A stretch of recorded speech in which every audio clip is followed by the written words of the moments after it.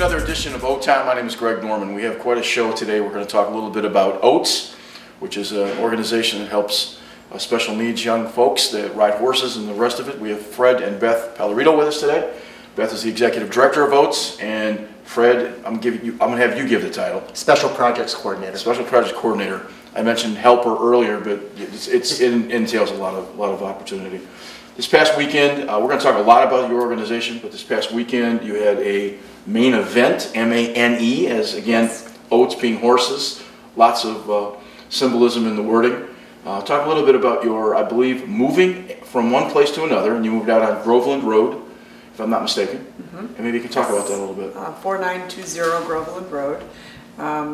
We had been in Clarkston down the road for 20 years, and we were fortunate. We had leased the property. The founder had lived there, and she passed away a few years ago, and that's when I took over. But we moved to Groveland Township just May 28th. We closed on the property. So we own the property, which is a huge thing for OATS, and it was always our mission to be able to do that. And we will be living, our family will be living on the property in the next 10 days, and we will be having some special needs individuals living in a lower level. So the farm will be full circle. So. How big is the farm?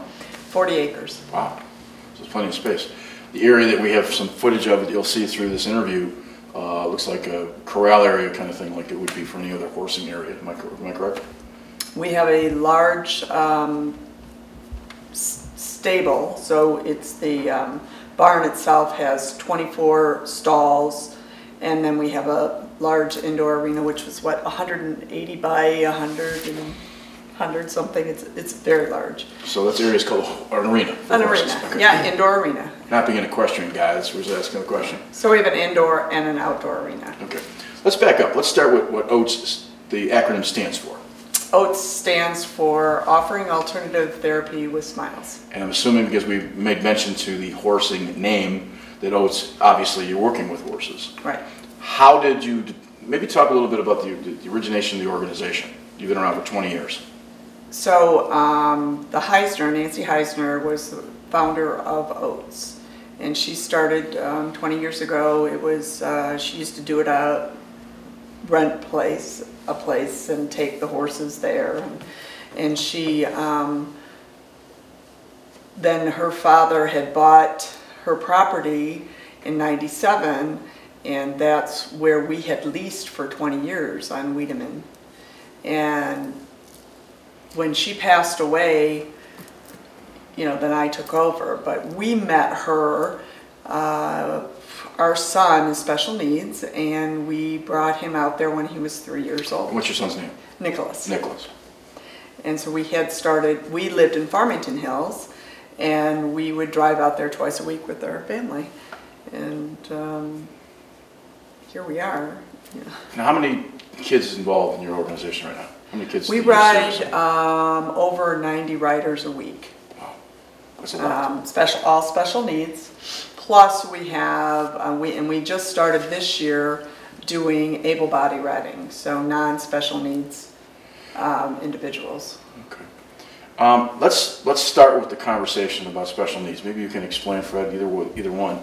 Explain a little bit what types of kids are involved. What kind of special needs do you have? What do they have in terms of, is it a cross-section? Yes, we service from Down syndrome to severely autistic children to physically handicapped children and adults, to emotionally impaired, across the board. There isn't anyone that we turn away. All ages from age 2 to age, I think our oldest rider maybe is 73 at this point. So we have, you know, adults with MS, you know, that get it on later on in life, and this really helps them as well. And obviously the program's grown over these years. It has grown. When we started, our children, we have 4 kids, and our daughters, who are now instructors, certified instructors, That's where they started horseback riding, because at the time we had a sibling program at OATS, and so that you know, when their brother would ride, they would be able to ride, and kind of full circle. Here they're instructors now, so. But the program has grown.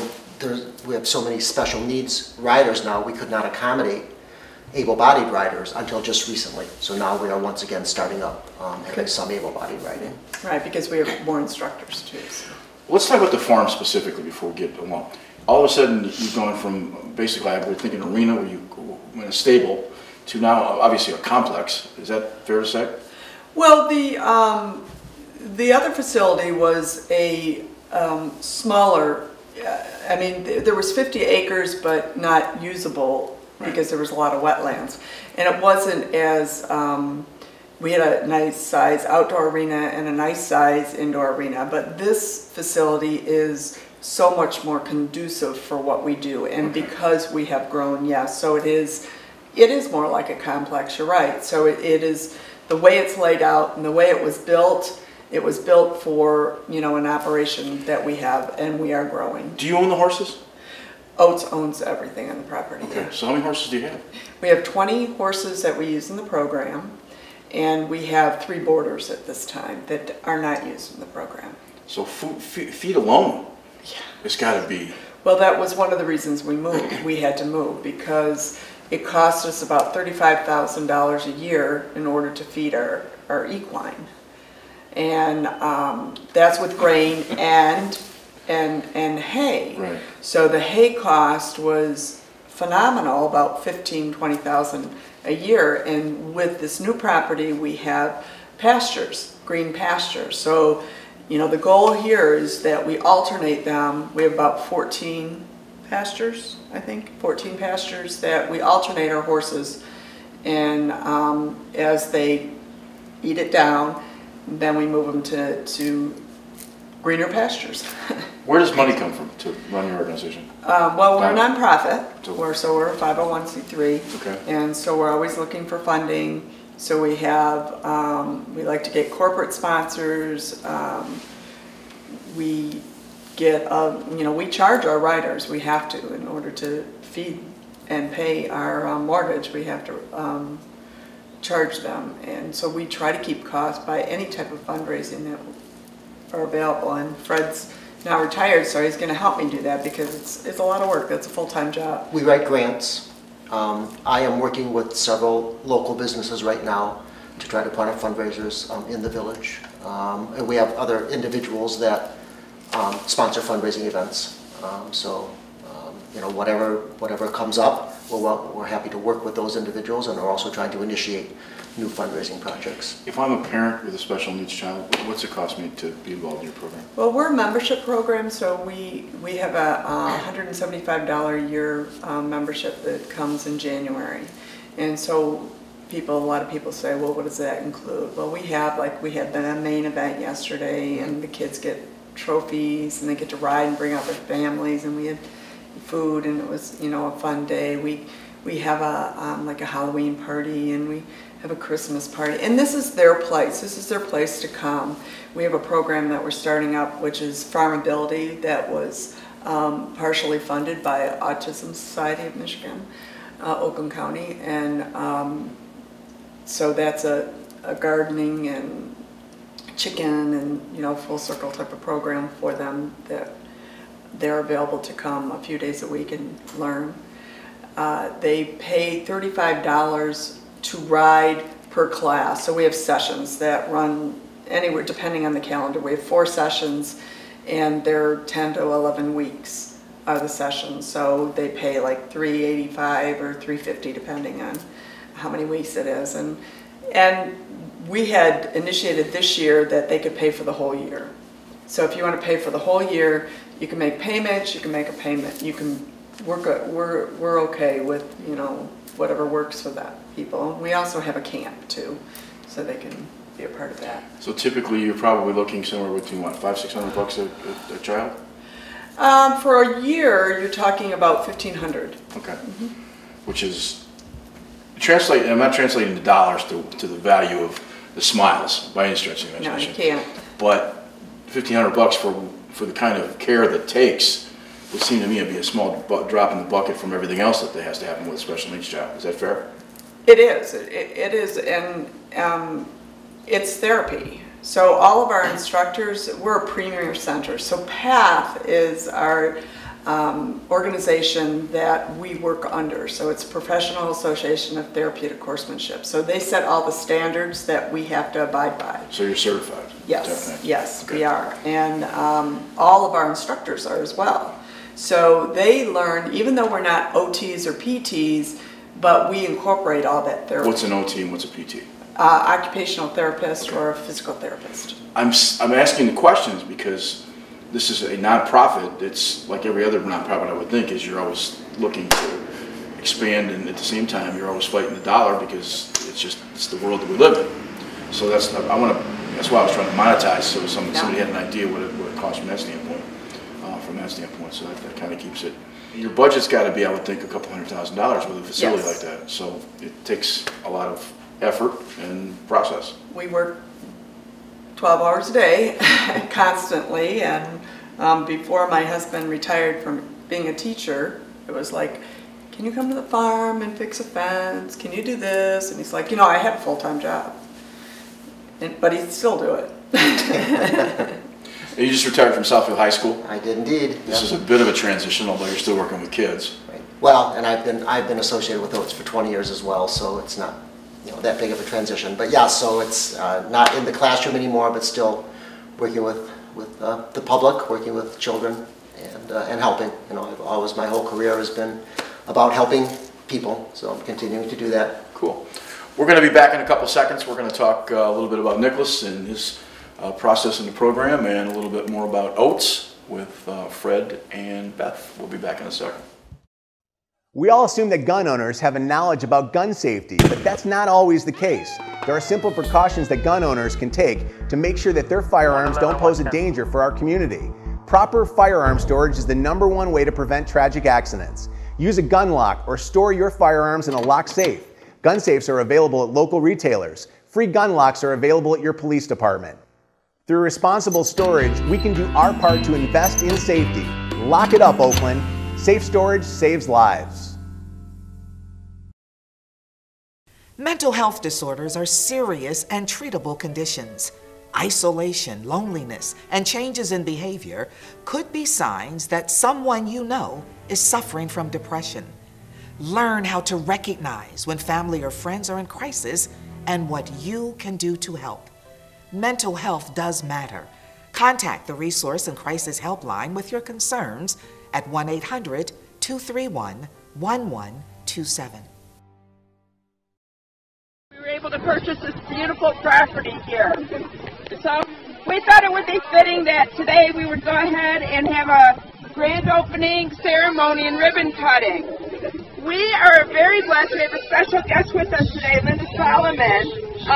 Stacy, one of our volunteers, had met her actually at an open house. And many of you may know Linda. She is an internationally recognized photographer who works with people on horses. She's based here in Michigan. And she actually was just kind enough to donate also this book to us, one of them that she had done the photography for, People We Know, Horses We Love. She was fortunate, and if you've ever seen this, they're interviews with Robert Redford and many other actors, and about their love and their passion with horses. So we're going to have this down in the observation room for everyone to enjoy when you come and visit us. So Linda? Well, first of all, it's an honor to be here. I love what you do. If you have a horse, thank you.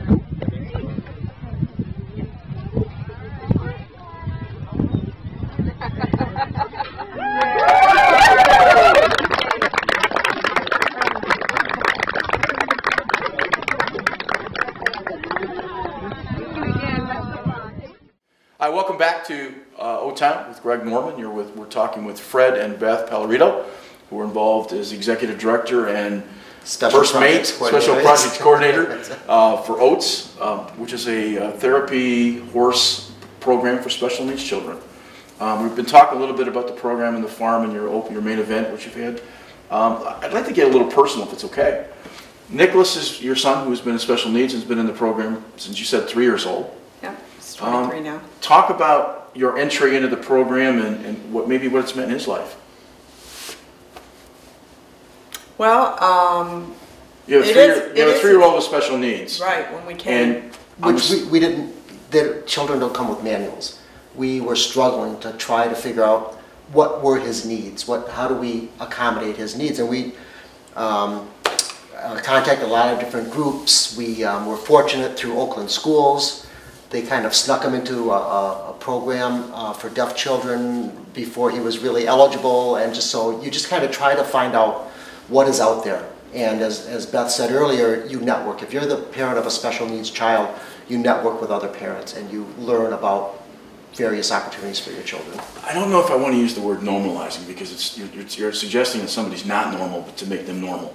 But my point to it is, and we're in the approximate age category. I think back when I was a kid, you had Eloise, which was an institution in downriver, and if somebody had something was a little bit off, you locked them away, and that was the end of it. By the time we got to be our younger, in our 30s and 40s, we weren't sure if we should institutionalize our children or whether we want to keep them home. Now I think it's a much more open discussion, because we've had those discussions. So to suggest to somebody it's normalizing, so that my point to it is, you're looking for avenues to give your child opportunity, like every other parent. If that makes any sense? That's exactly right. And it is no different. It's like, you travel this way, but when you have a special needs child, you travel this way. So you're going down a road, but you never know which way you're going to turn. I had a fraternity brother drag me along 35 years ago to a Special Olympics deal. In fact, it was probably 40 years ago now, ages, whatever it might be. And I got drugged along because they needed somebody that could write. I was a journalist, and they needed somebody that could write. Well, it turns out that I ended up writing a lot of the speeches and a lot of the stuff for Special Olympics of Central Michigan. And my first time in, I thought, well, this is no big deal. And about 20 minutes in, you're hooked.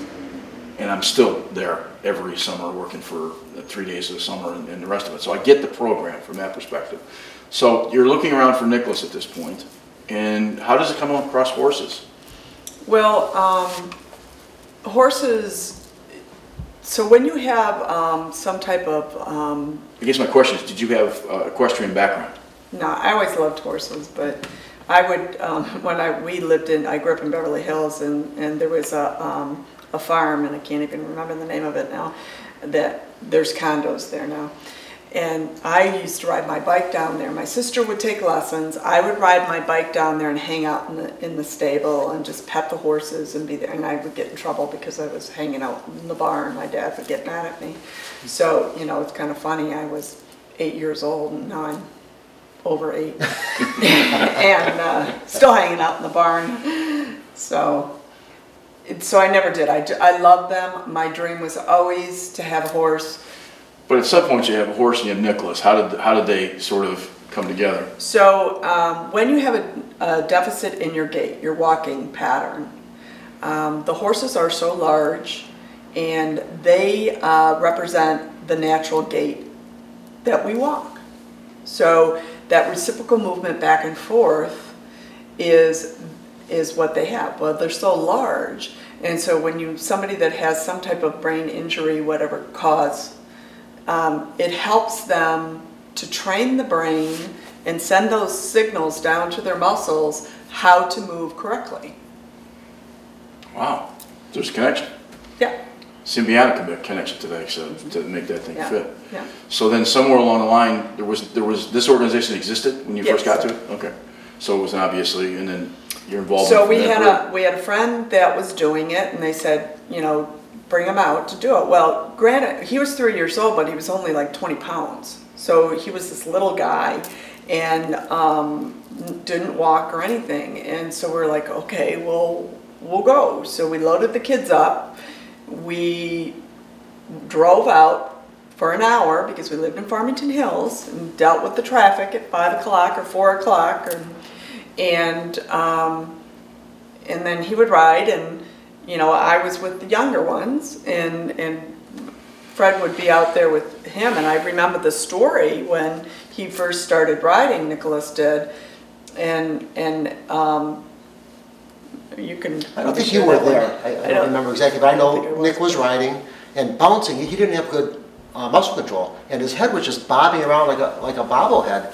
And I ran out and I said, "Stop! What are you doing to my kid?" And Nancy, the founder, said, "I'll stop if you want, but this is exactly what he needs. This is how the children develop muscle strength." And certainly through the years, we've seen Nicholas improve greatly in his core muscle strength in his head and neck. So that is a big benefit to a lot of the kids that have cerebral palsy or whatever disability, that it does develop those muscles to help them keep themselves upright.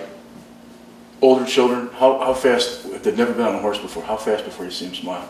Or some We have kids that the first time they've said a word was walk on. And I'm not kidding you. You can talk to the parents. The first word they said was walk on. That's how we get the horses to go. That's walk on. Yeah, that's how. So we try to initiate speech. So not only are we occupational therapists and physical therapists, we're also, help with their speech. I mean, we're not, but we do those. We utilize those tools that we've learned in the field. And so in order to get a horse to move, we want them to say, walk on. If they can't speak, we want them to say, sign it, walk on, or we want them to hit the horn.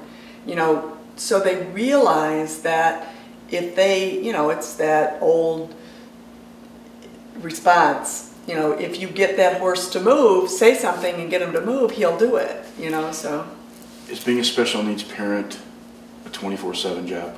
Oh, yeah. And my follow-up to it is that if that's true, and it is, obviously, how much has this program meant to you in his lifetime? And then I guess the follow-up to that would be, what have you seen in terms of growth because of this program? Well, Nicholas loves to be at OATS. I mean, he loves school. If every child in America loved school as much as Nicholas did, we'd be in better shape. It would be. Okay. He loves to go to OATS. I mean, he'll fight if we try to take him from OATS. He has a fit sometimes, but he fits in there so well because everybody is so accepting. Sure. Nobody has a disability at OATS because everybody has a disability, and everybody takes care of us. It's a family. He loves to be there. Well, that was my point of normalizing, because I hate to use the word, but I'm trying to find an adjective that would make sense that we can understand that we're. Many of our volunteers have special needs as well, so everybody is welcome, everybody is accepted, everybody understands that this is a place where we don't judge. If Nicholas didn't have OATS, where would he be right now in terms of his care with you guys? Would he be farther back in the process? Absolutely. Yeah. He is so independent. There are volunteers at OATS that allow him to help. He's how old? He's 23. 23, okay. But they'll allow him to help in their tasks. Now, he's not really helping that much, but he gets the sense of self-esteem he gets from being at OATS. He will lead the classes when they're doing their head, shoulders, knees, and toes. Nicholas leads the class in that. And he never has that opportunity to do that anywhere else, but at OATS suddenly he becomes the leader. He becomes the one with the institutional knowledge to help the other riders. So it's the self-esteem aspect is unmeasurable. Well, it gives him a purpose. It gives him a place. I was just thinking, and I don't want to be political, but I was just thinking about how fortunate that your program is nonprofit and is involved in the federal government, because like the Meals on Wheels, where you have to have a meter to figure out whether there's any value, there's no self-esteem scale you can plug in. You can see smiles, and you can see the growth from that perspective, and I think that's something that's important. And that's why, it was important for us to purchase this property so that we could grow and continue to grow as we have in the last 20 years, so that we want to grow for the next 20 years. Right. And so we need help from people in all different aspects, not only money, but just to get the word out there, to see what we do and the changes. And so our son started when he was 3 and now he's 23. Well, at 26 they finished school. There's not anything there for him to have and to do. And one of the residents that's going to be living in the house, she just turned 26. Well, she's pretty high functioning, but there's not something out there, but she does have something at OATS. I was yesterday out to your main event for a short period, and I was watching the kids sit on the horse, which we have film of, and it'll be a part of this deal. And I turned around to walk out of the arena, and for whatever reason, I noticed that one of your students, is that the term you use? Riders. Riders. One of your riders was literally being helped off by 2 assistants, if you will. And the only thing that struck me, and I don't get fazed by too much, but what fazed me is this kid's riding a horse, this young man is riding a horse, yet he can barely walk. And you're looking at me like, well, shouldn't I know that that's normal? Right now you're looking at me like that. But to somebody who doesn't know, that's not normal. I was astounded, and I came up to Fred and asked, I said, can I ask a question? These are kids that, in this case, barely walk, yet was riding a horse. And his view when he was sitting on the horse was smiles, but yet when he was walking out of the arena, he was still smiling, despite him being helped. I guess I was a little taken back by the handicap that he had, that I didn't think it would be that severe to be able to be that severely handicapped and still ride a horse, which is remarkable, based on, again, no knowledge of your program. And I think that's the thing that people should understand, is just how effective it can be. And again, you and I talked yesterday, because I kind of pulled you aside to ask the question. Can I ask this question? I was just amazed at how severely handicapped some of your kids are, and yet they weren't handicapped in any way, shape, or form by watching their faces, if that makes any sense. If we go back to the power of the horse, if we're in a wheelchair, okay, so maybe it's very young or older, and you're in a wheelchair and you're always being supported, okay, so you've got a back, you're always being supported. Well, you're on that horse, you're not supported. I mean, we're there, and we'll have a belt on them if we need, and some we really do have to help them, but the whole goal is for them to gain control, so core strength. So if you've never been on a horse, you take an opportunity to sit on a horse, because you have to have that core strength. And the core strength is what holds us up, and nobody ever thinks about it, but we have to break it down. So there's really 2 emotional attachments. You have an emotional attachment to the process, you have a physical attachment to the process. Yeah. So the physiological is as important as the emotional. Right. So think about these children or adults that are in a wheelchair. The horse are their legs. Yeah. They get to go through the trails. They get to walk alongside their peer, walking alongside their peer, not rolling, not having somebody push them. They can do it. I guess I'm sounding like a gee whiz, and that's not really what I'm trying to sound like. I'm just really amazed at what I saw. I don't think, and that's one of the reasons we want to do this interview, is I don't think a lot of people, more people should know about your organization. Let's put it that way. That makes sense. There is a lot of research, a lot of academic research that shows the benefits of therapeutic horseback riding. It's been around for quite a while, but there is good scholarly research that shows the emotional, the physical, the cognitive benefits of therapeutic horseback riding. And it's expanded out. They're using it in drug addiction therapy. They're using it with warriors, individuals that have been wounded overseas and come back. So it's really incredible, as Beth said, the power of the horse and the ability. Kids with autism who have difficulty relating, now suddenly there's this connection between the horse and the human being, and the horse is very responsive to your emotions. And so if you're an individual that's not really aware of your emotions, suddenly you're sitting on this 1,200-pound animal, and everything you do, that horse is responding. It's helping to create that cause and effect relationship, and you're understanding yourself better. Are some horses smarter than others? And the reason I'm asking the question, you've got 24 horses, whatever the number you have a large number of horses. You know them, okay? Do you match horses with kids? Absolutely. So I don't necessarily would say smart or not smart. I would say some of them are more intuitive. Gentle. Some of them are more reflective, and responsive. So we have riders that the only time they sit is on a horse. How do you determine the horse now? Because again, you can't plug them in. How do you determine whether a horse can qualify for your program? What's that process? Well, most all of our horses are donated. Right. Okay, so in a lot of ways we're a rescue in a sense, because a lot of these horses would have been not here, so to speak. Blue Farm. Yeah, they would not be here. So we take them on a 6-week trial to see if they work. So we desensitize them. So because you never know what's going to happen with these riders on the horse. Train them. Desensitize them, yes, we train them. So they have to go through, we get our young instructors, not me, on the horse, and they will, you know, just move around, and they'll yell. No cattle prods. They'll yell. We'll put toys on them. We'll put bags on them. Everything to try to get them desensitized, so they are not going to jump. They're not going to be skittish, and because safety is our #1 priority. How do you know a horse is ready?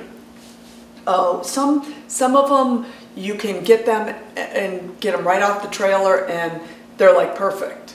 And some of them it takes months to know. So, and you just kind of know because you've been around horses. Yeah, it's just, you know, we had gotten many horses, so I'll look at them and I'll go by their eye, and it might sound funny, and I'm not like a horse whisperer in any way, but you've been around them for a long time, and you get that sense. It's kind of like I relate them to like big dogs. You know, you meet a dog and you're like, I'm not sure about that, but some of them are just like all over you, and you just kind of get that feel. Well, and I ask the question because you have a child with special needs. You're putting them on 6, 7, 8 feet off the ground, 6 feet off the ground, on the back of a large 1,000-pound, 1,250-pound animal. So you would. I would, if it were me, I'd be a little nervous, and so that's why I was asking the question, but I just didn't know. That's why I asked. Well, one of our daughter's horses, and that's a prime example how you know, we had rescued him from a barn. He was 3 years old, never used, didn't know anything, and at that time our daughter was like 11 years old, and we took him, and I looked at him, and we pulled him out of the barn, and big, one of our largest horses. And he just looked at me, and I'm like, oh, he's kind, I think he'll work. Well, here it is, 11 years later, 12 years later, and he's in the program, and she won awards and everything with him and trained him and everything. And I have a beautiful picture of our son and Mickey, this horse, where he always has been so kind to Nicholas that he'll put his head, you know, big, here Nick would be in his wheelchair, and he'd put his head down to Nicholas and just be very kind and not move, because I mean his head weighs more than Nicholas. So they are very intuitive. They know the difference between a special needs individual and you and I. They act differently. Nick could lead him with our help, and they're just very kind and gentle. If you met me, you'd think I was special needs, but that's another story. Well, we all are in a sense. So. I guess just to wrap things up a little bit, what's the hardest thing? Let me reverse it. What's the best thing about your job? Smiles. I always say I work for smiles and hugs. Fred, how about you? Same thing. It's the gratification of what this therapy means to not just children, but all the riders, the adults and the young people, and the benefits that they're receiving from coming out once a week. And it's a very, very special hour for them. It's like nothing else in their lives. Jerry Lewis was kind of correct. We do it to satisfy our own hearts rather than necessarily somebody else's. And by the way, I worked for Jerry Lewis for 5 years. I worked for the Muscular Dystrophy Association in another lifetime. So yes. What's the hardest part? Raising money. You'd think you'd probably agree with that? Yeah, definitely. There's never enough, is there? There's never enough, and we try to do. I mean, we work endless hours, so we don't have to pay for somebody to do it, and that's fine. I mean, because we want it to be special, but you know, we are always looking for help in any way we can get it. If I'm a parent with limited resources, is there chances with you? We don't like to turn anybody away. Okay. And we like to get, you know, sponsorship, and if we don't have it, I'm like, you pay what you can. I mean, we have a woman that comes, and she's in her 40s. She doesn't get any community service help anymore because they've cut that out. And I'm like, well, you pay when you can. Okay. And you ride. Operating hours? Is there such a thing? No, not really. Okay. I mean, my daughter goes, Mom, do you ever shut your phone off? I said, well, no, not really. Okay. Website? Yes. Can we give that? OATS, HRH.org. And on the website, you'll see we do have actual class hours, and those are listed. Okay. Yeah, so we have our schedule, we have our events and everything. And I do have a sign up from your main event up by the road from yesterday. So I took a picture of that we'll probably put up over this as we're talking. So if you have any questions, you can get a hold of the website or certainly call me. Is there anything I missed that you wanted to talk about? Well, the volunteers, we're a volunteer organization. Okay, so talk we about depend on volunteers. And we're a little unique than a lot of therapeutic riding centers because a lot of them require them to be 18. And we don't. And maybe because our daughters grew up there and now they're certified therapeutic riding instructors. So I have families that come out and, you know, they come out on Sunday and they help muck stalls and they have, you know, one of our instructors, his 2 kids, or her 2-year-old is mucking stalls and she's carrying around her 9-month-old baby in a front pack, and we're family. And I embrace families to come out because, for one, if they're young families, they're teaching children to come to give back to the community. And then the other part is that these kids grow up and we need them to lead horses. You know, our youngest daughter, Bethany, she would always get so frustrated because even when she was 5 and we were parents and volunteers in the program, she would be like, I can lead a horse. Well, yeah, you can lead a horse and probably better than some 30-year-olds, but you're only 5 and people don't see that. So, you know, yeah, we'll have you lead a pony, but it's one of those things that you come out, you get your steps, believe me. So you get your exercise by walking. You emotionally get therapy that you're not expecting because it's so gratifying.